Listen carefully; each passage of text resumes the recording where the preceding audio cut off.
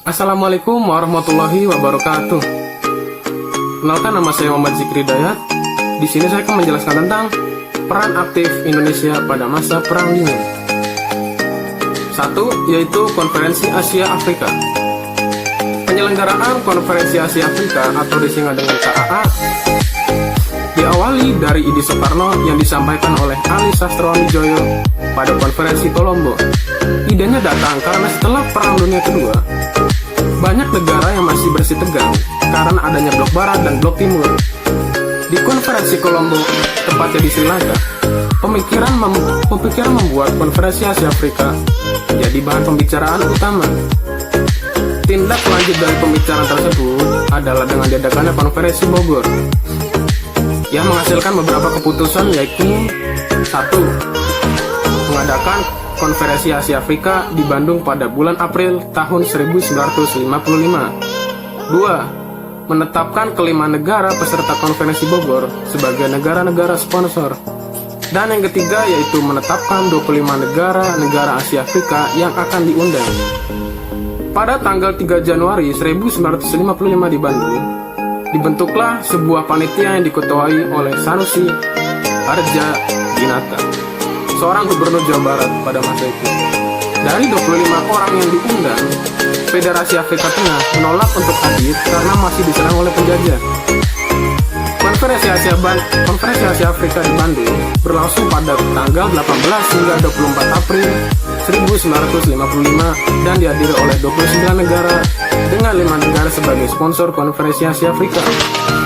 Agenda dalam Konferensi Asia Afrika ini antara lain membicarakan kerjasama ekonomi, budaya, hak asasi manusia, dan hak menentukan nasib sendiri, masalah bangsa-bangsa yang belum merdeka, perdamaian dunia dan kerjasama internasional, serta deklarasi tentang memajukan perdamaian dunia. Kedua, Gerakan Non-Blok atau disingkat dengan GNB. Setelah Perang Dunia Kedua, muncul dua kubu dari dua negara adidaya, yakni Amerika dengan haluan liberal kapitalis dan Rusia dengan aliran sosialis komunis.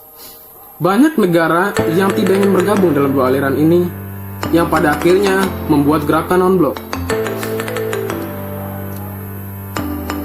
Untuk merealisasikan beberapa poin dalam Dasar Sila Bandung yang menyangkut kesejahteraan suatu negara, pada tanggal 1 hingga 6 September 1961, diadakanlah konferensi tingkat tinggi di Beograd, Yugoslavia. Dalam konferensi tingkat tinggi di Beograd inilah didirikanlah Gerakan Non-Blok yang diprakarsai oleh 5 negara, yakni 1. Indonesia, 2. Yugoslavia, 3. India, 4. Ghana, dan 5. Mesir. Beberapa tujuan dari dibentuknya Gerakan Non-Blok ini yaitu antara lain: 1. Memelihara perdamaian dan keamanan internasional. 2. Mengusahakan tercapainya pemutusan senjata secara umum dan menyeluruh di bawah pengawasan internasional efektif. 3. Mengusahakan agar PBB berfungsi secara efektif. 4. Mengusahakan terwujudnya tata ekonomi dunia baru. Dan yang kelima, mengusahakan kerjasama di segala bidang dalam rangka mewujudkan pembangunan ekonomi dan sosial. Tujuan dari Gerakan Non-Blok juga tercantum dalam Deklarasi Havana tahun 1979, yaitu untuk menjamin kemerdekaan, kedaulatan, integritas teritorial, dan keamanan dari negara-negara non-blok dalam perjuangan mereka menentang imperialisme, kolonialisme, apartheid, zionisme, rasisme, dan segala bentuk intervensi lainnya. Selain sebagai negara pelopor berdirinya Gerakan Non-Blok, Indonesia memiliki peran yang cukup besar dalam organisasi tersebut. Mau tahu apa aja? 1. Yaitu sebagai salah satu negara penggagas Konferensi Asia Afrika yang merupakan cikal bakal digagasnya Gerakan Non-Blok. 2. Sebagai salah satu negara pengundang pada konferensi tingkat tinggi Gerakan Non-Blok yang pertama. Hal ini karena Indonesia merupakan salah satu pendiri Gerakan Non-Blok dan berperan besar dalam mengajak negara lain untuk bergabung dalam konferensi tingkat tinggi. 3. Menjadi ketua dan penyelenggara konferensi tingkat tinggi Gerakan Non-Blok yang ke-10 yang berlangsung pada tanggal 1 hingga 7 September 1992 di Jakarta dan Bogor. Indonesia turut pula menjadi perintis dibukanya kembali dialog Utara Selatan, yaitu dialog yang memperkuat hubungan antar negara berkembang terhadap negara maju. Hingga tahun 2016, konferensi tingkat tinggi Gerakan Non Blok telah diadakan sebanyak 17 kali dan memiliki pada 2012 telah memiliki 120 negara sebagai anggota. Ketiga, yaitu pelopor ASEAN.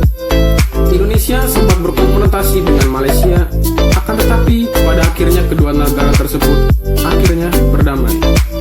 Kedua negara bersama dengan negara Asia Tenggara lainnya, yakni Singapura, Filipina, dan Thailand merasa perlu untuk menciptakan perdamaian antar negara di kawasan Asia Tenggara.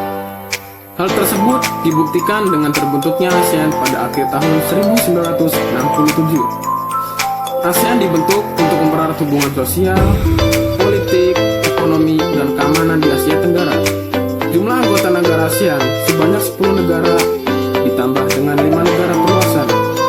Kerjasama antar negara ASEAN merupakan langkah Indonesia dalam menjaga stabilitas keamanan Asia Tenggara. Misalnya, pada kasus penyelesaian masalah Indo-Cina, Indonesia berinisiatif mengadakan konferensi di Jakarta yang dihadiri oleh negara Laos, Malaysia, Vietnam Selatan, Filipina, Jepang, Korea Selatan, Thailand, Singapura, Australia, dan Selandia Baru. Meskipun hasil dari pertemuan tersebut belum nampak, akan tetapi tercipta saran-saran dalam rangka penyelesaian konflik. Kemudian Indonesia terpilih menjadi ketua ASEAN pada masa pemerintahan Presiden Susilo Bambang Yudhoyono pada tahun 2011. Dan pada saat memimpin ASEAN, Indonesia mendorong 3 prioritas, yakni diantaranya yaitu 1. Kemajuan yang signifikan dalam pencapaian ASEAN 2015. 2. Dipeliharanya kondisi kawasan Asia Pasifik yang aman dan stabil.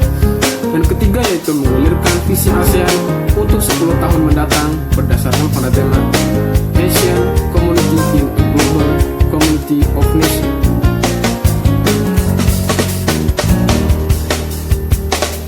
Itulah penjelasan dari saya. Demikian, apabila ada tutur kata atau kata-kata yang kurang berkenan di hati Anda, mohon dimaafkan. Wabillahi taufiq wal hidayah. Assalamualaikum